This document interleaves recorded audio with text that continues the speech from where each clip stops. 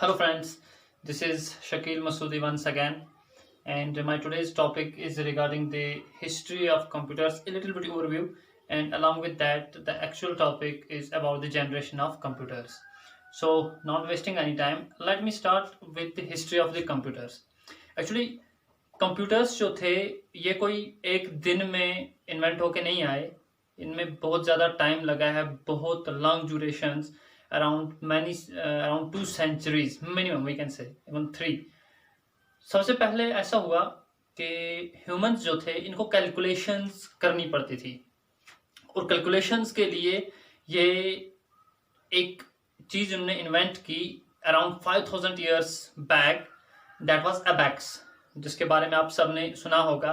What was abacus? इसमें actually जैसे आपने देखा होगा वो तस्बीह जो हम यूज़ करते हैं, जैसे उसमें दाने होते हैं या मोतियों का जो हार होता है, तो वैसे ही बीड्स जैसे उसमें लगे होते हैं वैसे ही बीड्स इसमें होते थे, और उनको स्लाइड करके ऊपर नीचे अप डाउन तो लोग अपनी कैलकुलेशंस किया करते थे।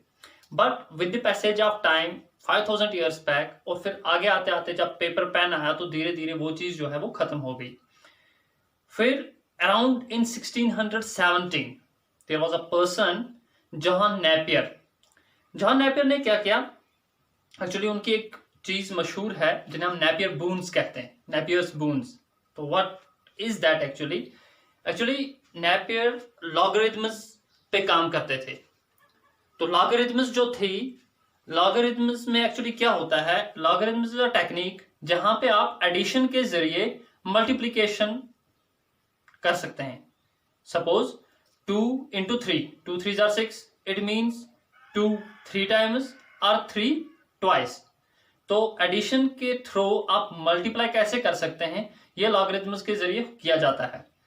तो इन्होंने क्या किया कि इन्होंने उस टाइम पे इन 1617 जॉन नेपियर ने लॉगरिथम्स के लिए एक टूल यूज किया, आइवरी स्टिक्स, और उन पे इन्होंने लॉगरिथमिक वैल्यूज जो थे उनको करो करके रखा। तो उनको ही कहा जाता है नेपियर्स बून्स। तो ये मैं आपको एक्चुअली एक बता रहा हूं कि हिस्ट्री, कंप्यूटर्स कहां से आए, कैलकुलेशंस के लिए रिक्वायरमेंट थी, वहां से हम आगे आते गए। देन इन 1642 एक दूसरा बंदा जिन्हें आप अच्छे से जानते होंगे, ब्लेस पास्कल। ब्लेस पास्कल ने क्या किया, उन्होंने एक डिवाइस एक इन्वेंट की जिसे पास्कलाइन कहा जाता है। What was that? It was actually A numerical wheel calculator. एक कैलकुलेटर, उन्होंने कैलकुलेटर के तरह का एक चीज बनाई, तो उसको कहा जाता है पास्कलाइन। फिर धीरे धीरे क्या हुआ, इन अराउंड 1822 यहां से एक्चुअल थोड़ा शुरुआत होती है कंप्यूटर्स की, क्योंकि एक बंदा है जिन्हें आप सब लोग जिनका नाम जानते होंगे, उन्होंने चार्ल्स बेबेज, उन्होंने क्या किया कि उन्होंने एक इंजन बनाया था जिसे हम डिफरेंस इंजन कहते हैं। एक्चुअली ये पूरी तरह से कंप्लीट नहीं हो पाया because of some funding issues.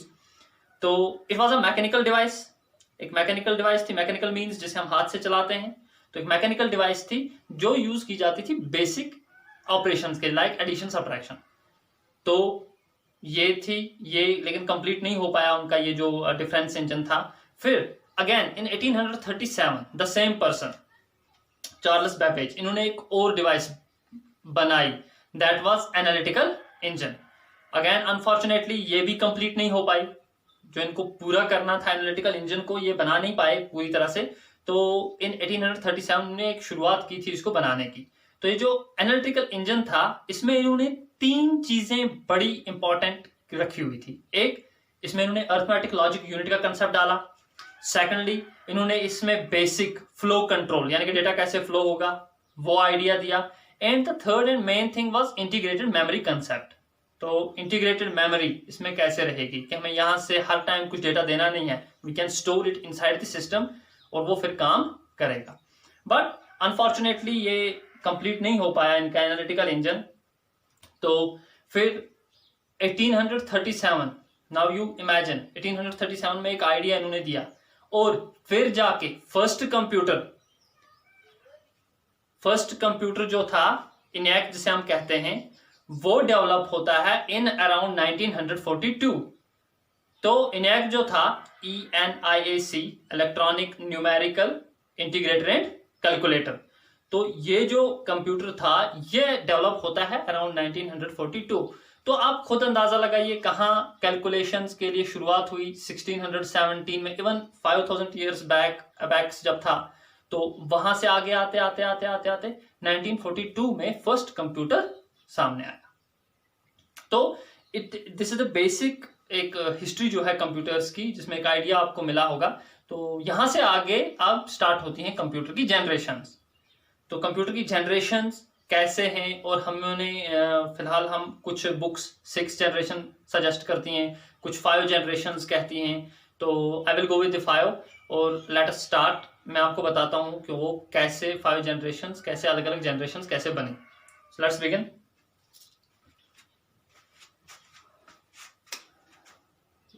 Generations of computers. So let me tell you one thing कि जो कंप्यूटर की जनरेशंस हैं, जनरेशन हम कहते हैं नस्ल को। जैसे ह्यूमंस हैं, मेरे दादाजी, उनके टाइम के लोग, that was one generation. My father, the second generation. Now I am the third generation. My children, that is the fourth generation. तो ये जनरेशंस होती हैं। सिमिलरली हर एक चीज में जनरेशंस होती हैं। जो भी चीज पहले आती है, कुछ टाइम के बाद उसमें कुछ मॉडिफिकेशंस होती हैं, कुछ चेंज होती हैं, कुछ नया सामने आता है, and that forms the new generation, the second generation, then third, then fourth, ऐसे आगे आगे चलता रहता है। तो मोबाइल फोन्स में आपने सबने सुना होगा, we are using 4G। What is 4G? The fourth generation. यानी कि फर्स्ट जनरेशन में जो मोबाइल्स थे, जो कम्युनिकेशन के लिए डिवाइसेस यूज होती थी, वो कुछ अलग तरह की थी। फिर सेकंड जनरेशन में कुछ चेंज होके आया, थर्ड, देन फोर्थ, नाउ। तो अब ये जनरेशंस जो कंप्यूटर्स की हैं, ये किन बेसिस पे चेंज होती रही और क्या रीजंस थे, कौन सी ऐसी चीजें थी जो चेंज हुई और जिनकी बेसिस पे जनरेशन बाय जनरेशन ये आती गई। तो एक तो था सीपीयू कंपोनेंट्स, कि सीपीयू जो है ये किस चीज का बना है, तो उसके बेस पे उसमें चेंज आती गई और जनरेशंस चेंज होती गई। The second was the size of the devices, size of the computers, इसकी बिना पे चेंज आती गई। हीटिंग इशू था डिवाइसेस में। जैसे आपने आज भी देखा होगा, मोबाइल जब आप कंटिन्यूअसली चलाते हैं तो ये हीट अप हो जाता है। तो हीटिंग इशू को लेके भी चेंज आई। पहले जो थे सिस्टम्स बहुत ज्यादा हीट होते थे, अब नहीं होते हैं। देन कूलिंग प्रैक्टिस, ठंडा कैसे किया जाता था इन सिस्टम्स को, that on that basis. Then portability of the systems, के सिस्टम्स पोर्टेबल थे, एक जगह से दूसरी जगह ले सकते थे हम के नहीं। Then upon the base of memory, secondary memory किस चीज की होती थी, प्राइमरी मेमोरी कैसी होती थी। देन आईओ डिवाइसेस कौन सी होती थी, input output devices. Then there is operating system और प्रोसेसिंग, ये किस तरह की होती थी, generation to generation. Then the language, computer language जो आप सब लोग जानते हैं कि लैंग्वेज में भी किस तरह की चेंज आई, पहले कौन सी थी फिर कौन सी आई, धीरे धीरे एडिशन किन किन का होता रहा। So let's begin. हम एक पॉइंट को उठा के आगे चलेंगे जिससे आपको ये चीज क्लियर होती जाएगी हर एक जनरेशन के बारे में। So first of all I will go with the time period of different generations.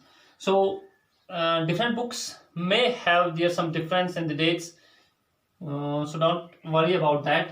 The first generation starts from 1942 up to 1955. If I believe this, maybe किसी बुक ने ऊपर नीचे कुछ लिखा हो तो that's a minor issue. Then the second one is from 1955 second generation to 1964. Then the third generation from 1965 to 1971. Then the fourth generation from 1972 to 1989. And the last generation from 1990 onwards. So this are date wise. The first generation started from 1942 and lasted till 1955. The second beginning from 1955 to 1964, then 1965 to 1971, 1972 to 1989, and the last one from 1990 and is still continuing. So now the first thing is कि CPU components, CPU जिन चीजों का बनता है वो first generation में कौन सी थी जो यूज की जाती थी? तो these were vacuum tubes.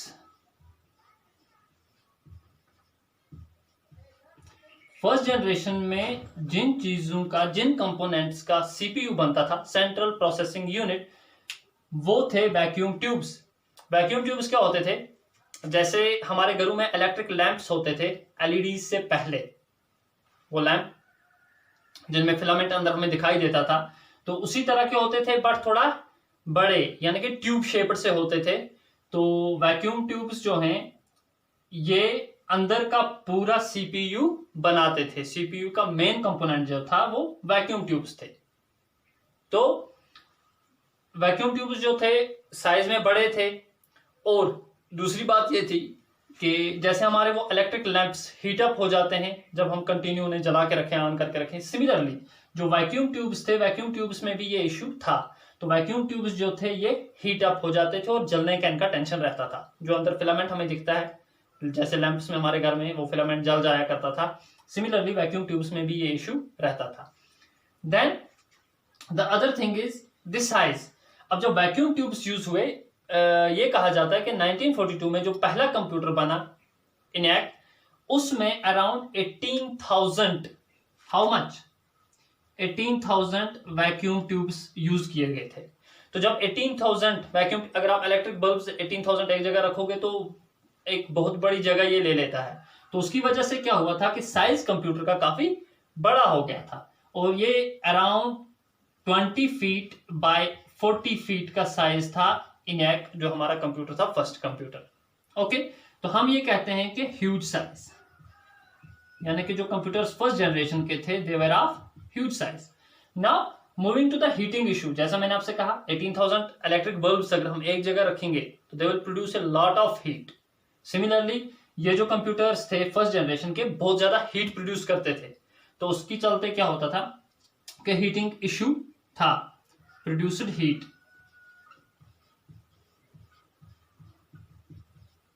बहुत ज्यादा, काफी ज्यादा हीट ये प्रोड्यूस करते थे. तो जब ये हीट प्रोड्यूस करते थे तो सिस्टम को, तो उस कंप्यूटर को जल जाने का खतरा था. जो वायरिंग थी, बाकी इक्विपमेंट्स थी, सबको जलने का खतरा रहता था. उसकी वजह से इसको क्या करना पड़ता था, कूल करना पड़ता था. तो कूलिंग प्रैक्टिस के लिए यहां पे एसीज यूज होते थे.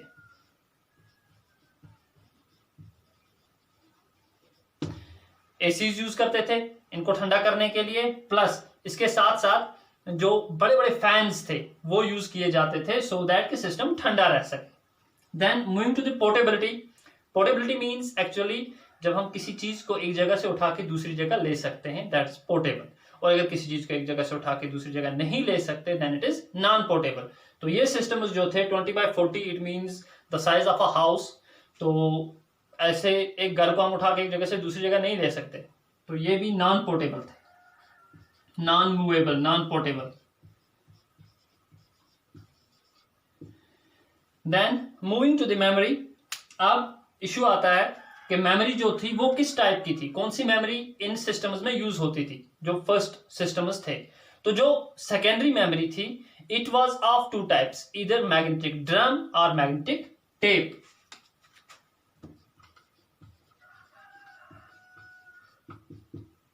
मैग्नेटिक ड्रम और मैग्नेटिक टेप. ओके, तो फर्स्ट जनरेशन के जो कंप्यूटर्स थे इनकी सेकेंडरी मेमोरी बनी होती थी मैग्नेटिक ड्रम या मैग्नेटिक टेप की. मैग्नेटिक टेप आप सबने देखी होगी, जैसे आपके टेप रिकॉर्डर्स की कैसेट होती है, सिमिलरली उसी पैटर्न की मैग्नेटिक टेप्स होती हैं. ओके, ये फिर आगे जब मेमोरी पढ़ेंगे तो उसमें अच्छे से डिस्कस होगा. Then there is the secondary memory. तो सेकेंडरी मेमोरी जो इस टाइम पे हुआ करती थी it was of magnetic core.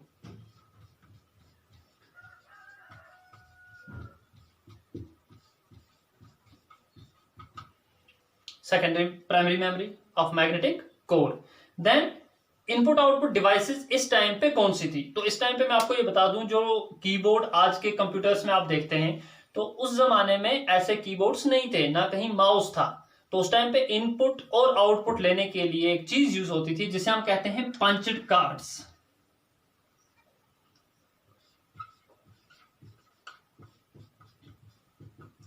Punched cards क्या होते हैं? एक्चुअली एक पेपर होता है, थोड़ा स्टिफ सा हार्ड सा पेपर होता है जिसपे होल्स किए होते हैं, कुछ प्रीडिफाइंड स्पेसेस पे होल्स होते हैं और कुछ प्लेन सरफेस होते हैं। तो अकॉर्डिंगली वो फिर जीरो और वंस रीड करते थे। तो पंच्ड कार्ड्स यूज होते थे इनपुट देने के लिए भी, और वहां से जब आउटपुट निकलता था वो भी उसी हिसाब से फिर पंच्ड कार्ड्स पे निकलता था और उनको फिर स्टोर कर दिया जाता था। Then moving to the operating system और the processing at that time, उस टाइम पे जो प्रोसेसिंग थी इट वाज बैच प्रोसेसिंग।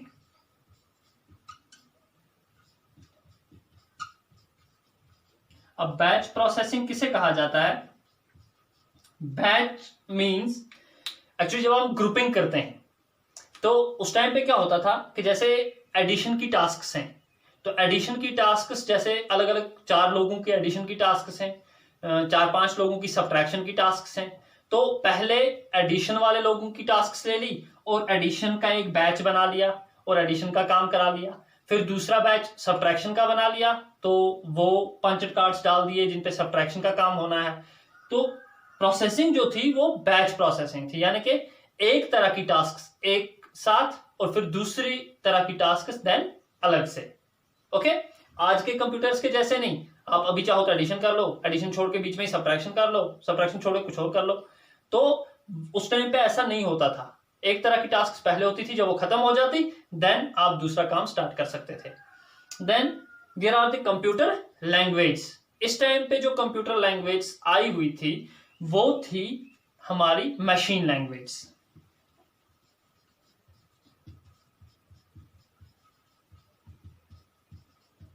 जो आज के टाइम पे आप हाई लेवल लैंग्वेज देखते हैं, सी है, C++ है, .NET है, जावा है, ये सब उस टाइम पे नहीं थी। उस टाइम पे सिर्फ मशीन लैंग्वेज थी in the form of zeros and ones. तो जो लोग कंप्यूटर प्रोग्रामिंग करते थे वो वही लैंग्वेज यूज करते थे कोडिंग के लिए, कोड्स लिखने के लिए। तो ये एक आइडिया फर्स्ट जनरेशन का। Now moving to the second generation, इसमें क्या ऐसी चेंज आई कि ये सेकंड जनरेशन बनी? तो वैक्यूम ट्यूब्स जो थे ये चूंकि ज्यादा हीट प्रोड्यूस करते थे, ज्यादा स्पेस रिक्वायर्ड था इनके लिए, तो इनको रिप्लेस किया गया with transistors.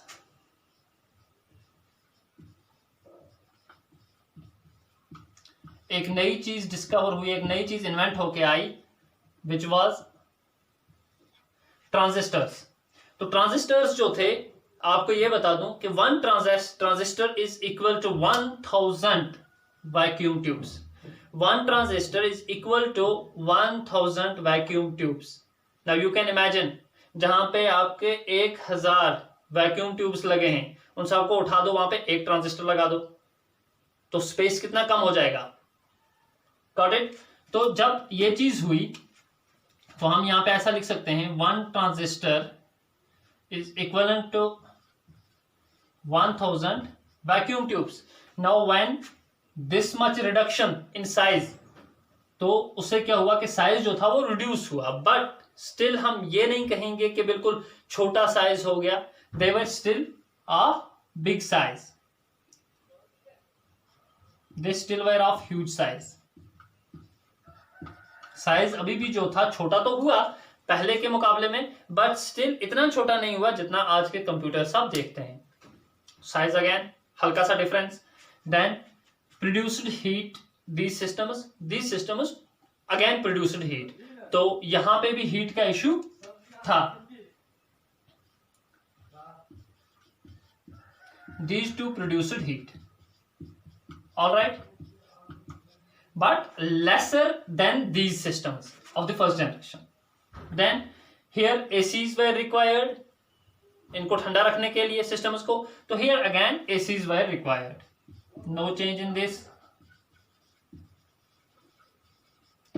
Then moving to the portability, जो यहाँ पे नॉन पोर्टेबल थे systems, here again the systems were of huge size, so they were again non portable। इनको हम एक जगह से दूसरी जगह नहीं ले सकते थे, तो these were again non portable।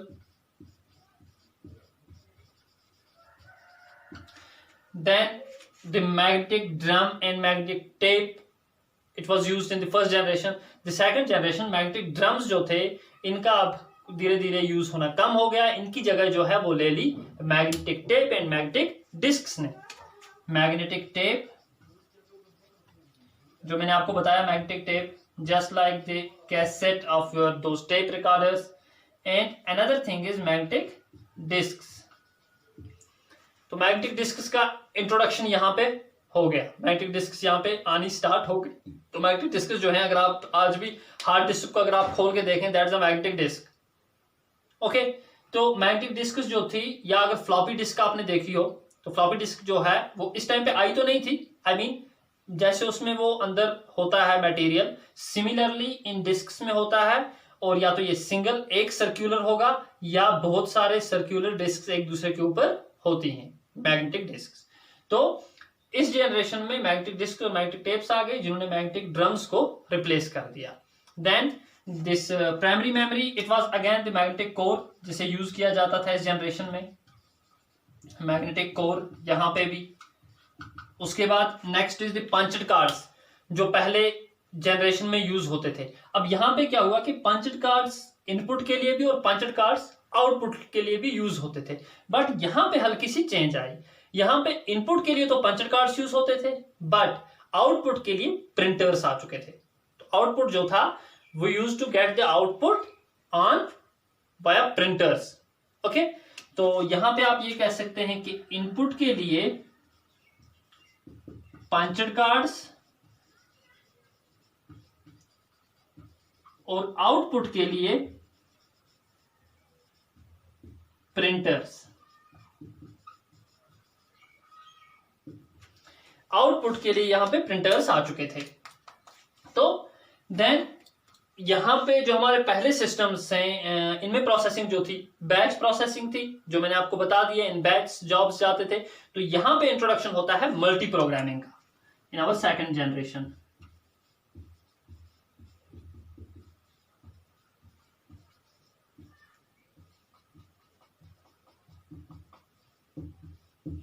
तो यहां पे मल्टी प्रोग्रामिंग आ गई, मल्टी प्रोग्रामिंग का ओरिजिन हो गया। मल्टी प्रोग्रामिंग क्या होता है कि एक कंप्यूटर बहुत सारी टास्क्स कर सकता है साइमल्टेनियसली। आई मीन एक को छोड़ दिया, दूसरा उठा लिया, उसको छोड़ दिया बीच में ही, तीसरी तरह की टास्क उठा ली, उस टास्क को छोड़ दिया। जैसे आज के सिस्टम्स में भी ऐसा होता है, मल्टी प्रोग्रामिंग आज के सिस्टम्स भी हैं।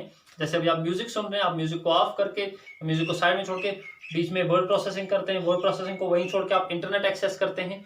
तो this is a multi programming system, कभी एक, कभी दूसरा, कभी तीसरा। तो देन द लैंग्वेज जो उस टाइम पे थी, पहले वाले में मशीन लैंग्वेज थी, बट जो हमारी सेकंड जनरेशन आई, सेकंड जनरेशन में दो चीजें हुई।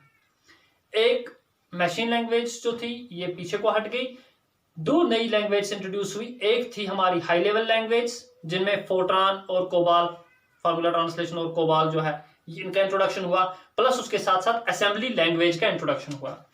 तो high level language like Fortran, COBOL और हमारी असेंबली लैंग्वेज, ये आप लोग आगे जब हमारी इसके रिगार्डिंग क्लास होगी हमारी लैंग्वेज के ऊपर, तो उस टाइम पे हम इसमें डिटेल में जा सकते हैं। अभी जस्ट इतना जानना जरूरी है कि चेंज क्या आई थी। Then moving to the third generation, third generation में क्या हुआ कि हमारे जो पहले में वैक्यूम ट्यूब्स यूज हो रहे थे, सेकंड जनरेशन में ट्रांजिस्टर्स हो रहे थे, अब थर्ड जनरेशन में इनको रिप्लेस किया आईसीज ने। IC means the integrated circuit.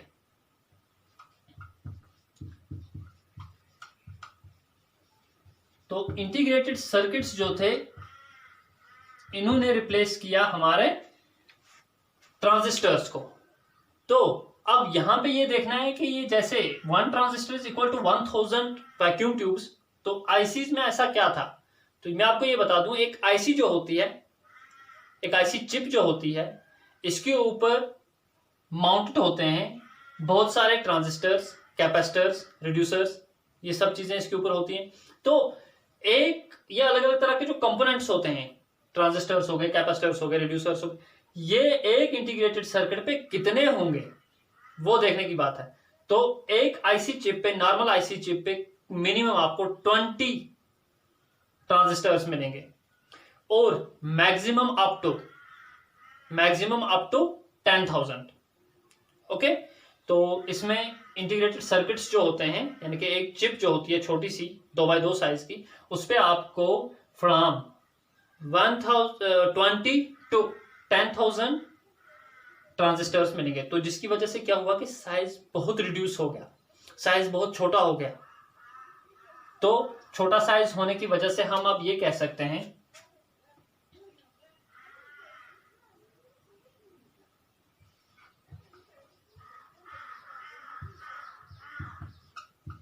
Now the size is small, छोटा साइज आ गया।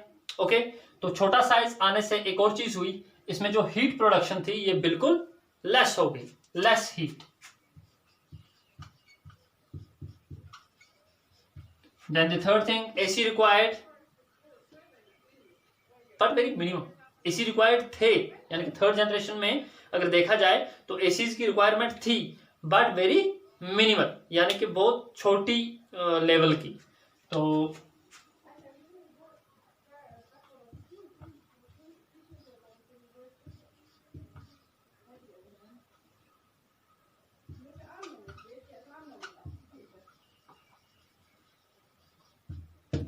less AC requirement as compared to the previous one. Then non-portable. So here the systems became portable. यहाँ पे जो systems थे to some extent they became portable, but still इसमें अभी एक चीज है कि ये इतने छोटे नहीं थे कि आप इनको आसानी से एक जगह से दूसरी जगह ले सकते। They were still of a big size, ज्यादा छोटे नहीं थे। तो इनमें क्या था कि आप इनको एकदम से उठा के एक जगह से दूसरी जगह नहीं ले सकते थे, ले तो सकते थे but still was a heavy task, a tough task. Then magnetic tapes and discs जो यहाँ पे यूज होती थी, वो अगेन यहाँ पे जो हमारी थर्ड जनरेशन है इसमें भी मैग्नेटिक टेप्स और मैग्नेटिक डिस्क्स यूज होती थी सेकेंडरी मेमोरी के लिए। Again magnetic tape slash magnetic disk. इसके अलावा यहाँ पे इंट्रोडक्शन होता है हमारा फ्लॉपी डिस्क का, यानी कि जो हमारी फ्लॉपी डिस्क है उसका इंट्रोडक्शन यहां पे होता है, और हार्ड डिस्क का फ्लॉपी स्लैश हार्ड डिस्क। तो ये कंसेप्ट जो थे ये यहां पे इंट्रोड्यूस हुए, तो जो सेकेंडरी मेमोरी थी वो ज्यादा पावरफुल बनी, और जो प्राइमरी मेमोरी थी जो अभी तक मैग्नेटिक कोर की थी यहां पे उसको रिप्लेस किया सेमीकंडक्टर्स ने। तो जो मेमोरी यहां पे यूज हुई इट वाज ऑफ सेमीकंडक्टर्स।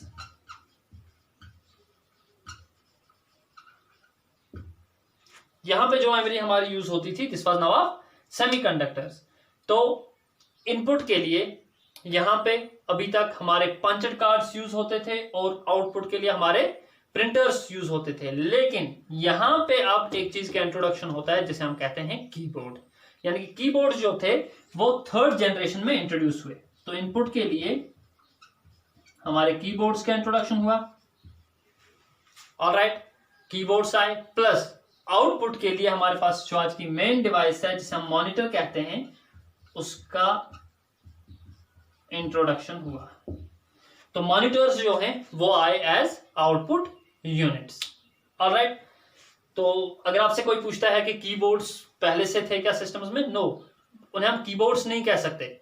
अगर आपके पास दो चार कीज थी कुछ करने के लिए, नो, तो एक्चुअल कीबोर्ड्स जो थे उनका इंट्रोडक्शन हुआ हमारी थर्ड जनरेशन में, ऑलराइट। एंड सिमिलरली मॉनिटर्स पे आउटपुट को व्यू करना ये स्टार्ट हुआ in the third generation. Then moving forward to the processing यहां पे आके जो थी वो स्टार्ट होती है हमारी remote processing plus time sharing. दो कंसेप्ट हमारे इसमें इंट्रोड्यूस हुए, one was remote sharing and the other was remote sharing and time remote processing and time sharing, sorry, remote processing and time sharing। ये concept आता है हमारा, जो हमारी थर्ड जनरेशन है। रिमोट प्रोसेसिंग में क्या होता है कि आप रिमोटली किसी डिवाइस को अलाउ करते हो कि वो प्रोसेस करती है। तो रिमोट प्रोसेसिंग का कंसेप्ट जो है वो स्टार्ट होता है हमारी थर्ड जनरेशन से। प्लस टाइम शेयरिंग का। टाइम शेयरिंग में क्या होता है कि दो प्रोसेसेस हैं जिनको एग्जीक्यूट होना है, तो ऐसा नहीं है कि पहले एक प्रोसेस पूरी तरह से फिनिश होगा फिर दूसरा होगा। नो, टाइम स्लॉट्स डिवाइड होते हैं, टाइम स्लॉट्स मिलते हैं। पहली वाली टास्क को से 1 सेकंड दिया जाएगा, उसके बाद दूसरी वाली डिवाइस को 1 सेकंड, दूसरी वाले जॉब को 1 सेकंड दिया जाएगा, देन अगेन पहले वाले को दूसरा सेकंड मिलेगा। तो टाइम शेयरिंग होती है। तो ऐसा नहीं है कि पहले वेट करना है कि एक प्रोसेस खत्म होगा, एक काम खत्म करेगा कंप्यूटर तो फिर दूसरा करेगा, नहीं। तो यहाँ पे क्या होता था कि टाइम शेयरिंग का कंसेप्ट आया और एक साथ दो काम चलने लगे, इनको स्लॉट्स में डिवाइड किया गया। देन उसके बाद जो हमारी लैंग्वेज का इशू है कि लैंग्वेज, यहाँ पे high level language Fortran COBOL introduce हुई, प्लस असेंबली लैंग्वेज का इंट्रोडक्शन हुआ। तो यहाँ पे अगेन हाई लेवल लैंग्वेज हमारी जो थी वो आई और पावरफुल होके, जिसमें कि हमारा फोर्ट्रान सेकंड है, कोबाल है, पास्कल है, इनका इंट्रोडक्शन हुआ। तो हाई लेवल लैंग्वेज और पावरफुल होके आई, जिसमें फोर्ट्रान जो है हमारा 2nd to 4 इसके वर्जन्स जो आए ये सब आए। पास्कल आई, ठीक है। तो ये हमारी third generation. Now moving to the fourth generation. Fourth generation में जो इंटीग्रेटेड सर्किट्स थे इनको रिप्लेस किया, एक्चुअली रिप्लेस नहीं किया, हम उसे कहेंगे कि इंटीग्रेशन और ज्यादा पावरफुल हो गई। तो इंटीग्रेटेड सर्किट्स जो थे ये ज्यादा पावरफुल होके बन गए VLSI, very large scale integration, VLSI। तो एक्चुअली क्या होता है कि एक इंटीग्रेटेड सर्किट जो होता है, हम मान के चलते हैं कि इस पे 20 कंपोनेंट्स हो सकते हैं, लाइक 20 ट्रांजिस्टर्स हो सकते हैं, ओके, एक नॉर्मल आईसी पे।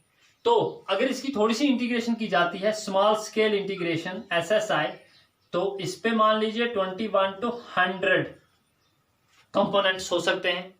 और जो हमारा MSI है, मीडियम स्केल इंटीग्रेशन, इस पे 101 to 1000 कंपोनेंट्स हो सकते हैं।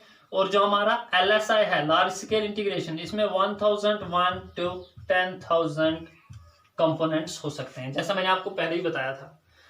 तो यहां तक जो था 10,000 कंपोनेंट्स तक का कंसेप्ट वो इसमें था कि यहाँ पे 10,000 तक हो सकते हैं। तो यहां पे जो है, यहां पे 10,000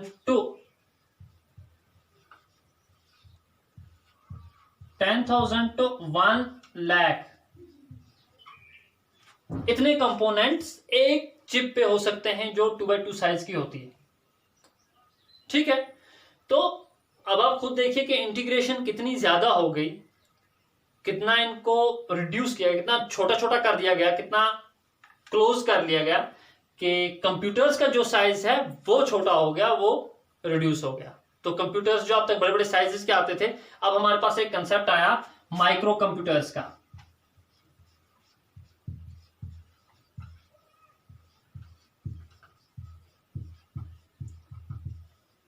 माइक्रो कंप्यूटर्स जिनमें हमारे पीसीज, लैपटॉप्स आते हैं। तो इन सब का इंट्रोडक्शन जो था ये फोर्थ जनरेशन में हो गया था। तो फोर्थ जनरेशन जो है, फोर्थ जनरेशन में हमारे कंप्यूटर्स इस तरह के हो गए, उनका साइज इतना रिड्यूस हो गया कि अब पीसीज आने स्टार्ट हो गए और एक कॉमन मैन जो है वो कंप्यूटर्स परचेज करने के काबिल हो गया। छोटा सा कंप्यूटर है तो उठा के घर ला सकता है, घर में रख सकता है। अभी तक जो कंप्यूटर्स थे वो मोस्टली ये वाले कंप्यूटर्स जो थे, इनका तो कोई इंडिविजुअल नहीं सोच सकता था। अगेन इस स्टेज में भी, इस स्टेज में जो बैंक्स थे या सॉरी साइंटिफिक कैलकुलेशंस वगैरह होती थी वहां पे ये यूज होते थे। यहाँ पे हमारी थर्ड जनरेशन जो थी ये बैंक्स में या सेंसस पर्पस के लिए वहां पे ये यूज होते थे। But in very large scale integration जब इसका कंसेप्ट आया तो यहाँ पे क्या हुआ कि एक इंडिविजुअल भी सोचने लगा कि मैं कंप्यूटर परचेज करूं और अपने घर में कंप्यूटर रखूं। तो यहां से ये स्टार्ट होता है। तो अगेन यहाँ पे चलते हैं हम, साइज रिड्यूस हो गया, जैसे माइक्रो कंप्यूटर्स आ गए। तो हीट जो थी वेरी लेस, जिसे हम कहते हैं टू लेस हीट, यानी हीट उतनी अब रही नहीं। आज के कंप्यूटर्स आपने देखे होंगे, हल्का सा उसमें फैन एक होता है, तो फैन उसको कर देता है, ठंडा कर देता है, तो वैसी वो एसी लगाने की वैसी जरूरत अब नहीं है। Then again AC requirement, no AC required here,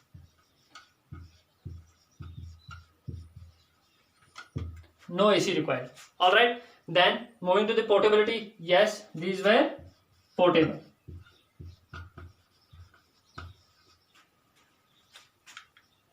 All right,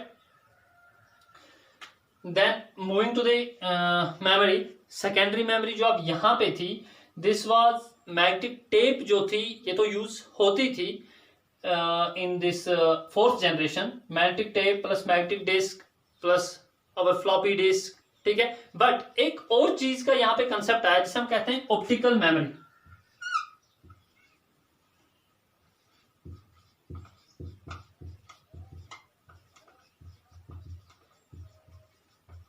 optical memory का कंसेप्ट यहाँ पे आता है। ऑप्टिकल मेमोरी सिंपली मैं आपको बता दूं, सीडी डीवीडीज जो आपने देखी होंगी, they comprise of the optical memory. तो सीडीज डीवीडीज का जो कंसेप्ट है वो यहाँ पे आता है इस जनरेशन में, और उसकी वजह से जो हमारी सेकेंडरी मेमोरी है उसमें वो ऐड हो जाते हैं।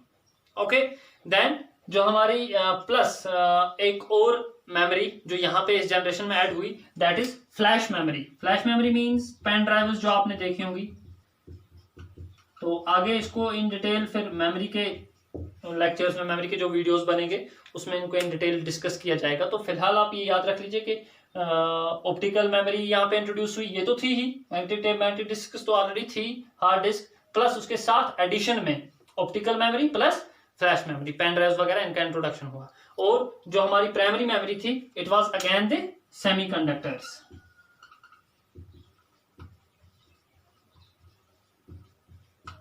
ओके, ये तो सेम थी। अब यहाँ पे एक चीज जो देखनी है कि इस जनरेशन में एक और चीज का इंट्रोडक्शन होता है, that is our mouse. Keyboard monitor तो आ चुका था, कीबोर्ड भी था, मॉनिटर भी था, बट इस जनरेशन में इंट्रोडक्शन होता है माउस का। तो माउस इंट्रोड्यूस होता है हमारा फोर्थ जनरेशन में, ठीक है। तो ये यहां पे आ गया। उसके बाद जो यहां पे प्रोसेसिंग थी हमारी, रिमोट प्रोसेसिंग थी और टाइम शेयरिंग यहां पे थी। तो इस जो नई हमारी जनरेशन आई, फोर्थ जनरेशन, इसमें रियल टाइम प्रोसेसिंग का कंसेप्ट आया प्लस डिस्ट्रीब्यूटेड ऑपरेटिंग सिस्टम्स का।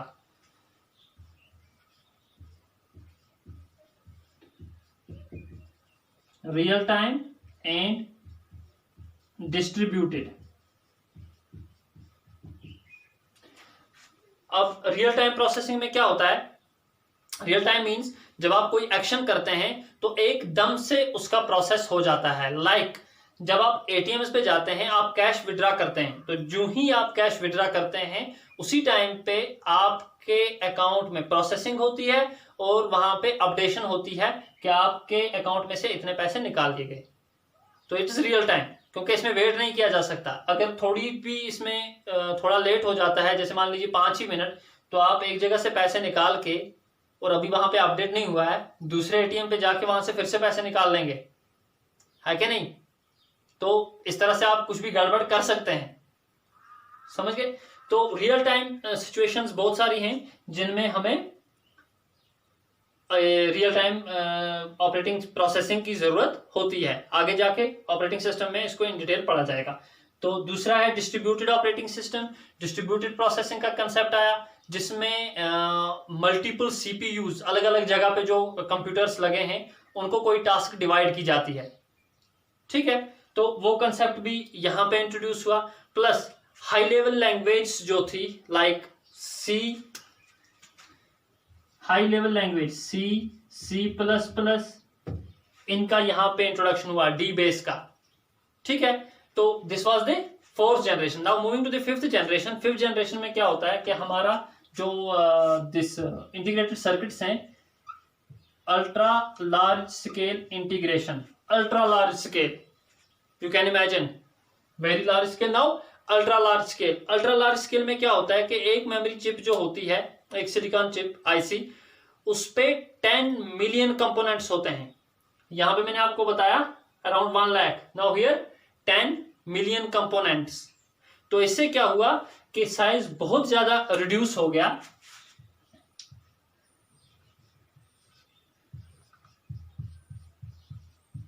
$10 मिलियन कंपोनेंट्स, ठीक है, ऑन ए चिप। देन यहां पे माइक्रो कंप्यूटर्स का इंट्रोडक्शन हुआ था और यहां पे कंसेप्ट आता है माइक्रो प्रोसेसर्स का। Micro processor in the 5th generation, जो अभी कंटिन्यू हो रही है, आगे फ्यूचर में इससे भी छोटा हो सकता है। देन हीट, ये कंसेप्ट तो अब बिल्कुल नेग्लिजिबल हो गया क्योंकि अब हीट प्रोडक्शन उतनी ज्यादा नहीं होती है। हम मोबाइल्स यूज करते हैं, मोबाइल फोन्स यूज करते हैं, कंटिन्यूसली चलते रहते हैं, but very less heat, negligible heat produce करते हैं। तो यहां पे हम इक्वल टू इसको नो हीट कहेंगे। AC is required? No. No AC is required here. Portable? Yes. Portable. Even of very small size. ठीक है, तो देन यहां पे मेमोरी सेम यही रहेगी। ऑप्टिकल मेमोरी है, ठीक है, फ्लैश मेमोरी है, मैग्नेटिक डिस्क्स यूज होती हैं आजकल, तो ये बिल्कुल यही सेम रहेगा। देन जो प्राइमरी मेमोरी है दैट इज सेमीकंडक्टर्स, ये भी सेम रहेगा। कीबोर्ड, मॉनिटर, यहां पे इंट्रोडक्शन होता है टच स्क्रीन का। सो यू मस्ट रिमेंबर कि टच स्क्रीन जो थी, यहां तक नॉर्मल मॉनिटर्स आते थे, बट यहां पे टच स्क्रीन का इंट्रोडक्शन हुआ, ठीक है।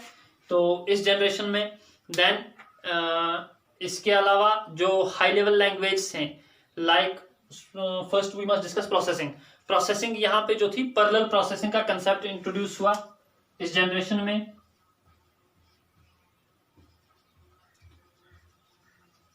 पैरेलल प्रोसेसिंग में क्या होता है कि मल्टीपल सीपीयूज यूज किए जाते हैं with in a single system. एक कंप्यूटर में बहुत सारे सेंट्रल प्रोसेसिंग यूनिट्स, बहुत सारे प्रोसेसर्स को यूज किया जाता है। तो एक टास्क जो है उसको छोटे छोटे टुकड़ों में डिवाइड करके बहुत सारे प्रोसेसर्स को बांट दिया जाता है, तो सारे एक साथ मिलकर काम करते हैं।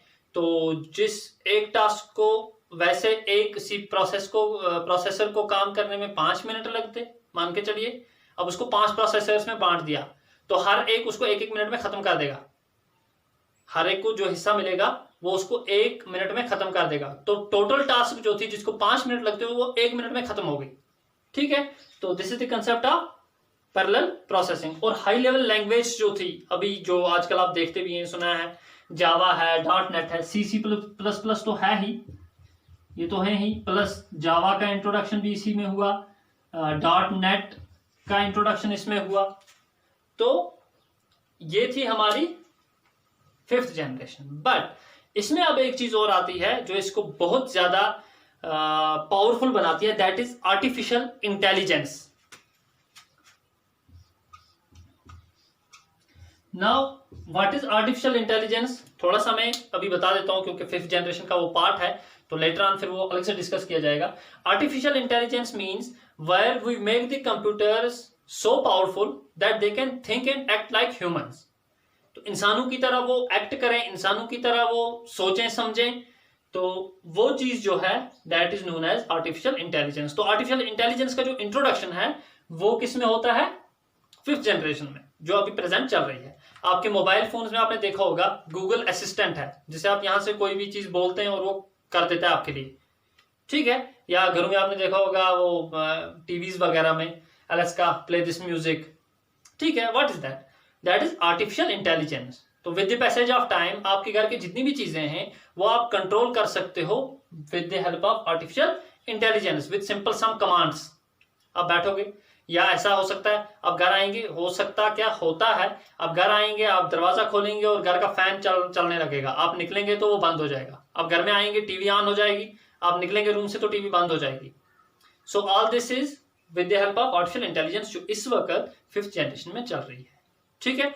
आई होप ये कंपैरिजन जो मैंने आपके सामने किया इससे आपको समझ आ गया होगा कि जनरेशन कैसे बनी और कौन सी चीज फर्स्ट जनरेशन में थी, सेकंड में क्या हुआ, थर्ड में क्या हुआ, फोर्थ में और फिफ्थ में क्या हुआ। ठीक है। Hope you got this, hope you understood this. इंशाल्लाह will come to you with some next video, some next topic, some other topic. Okay, thank you very much.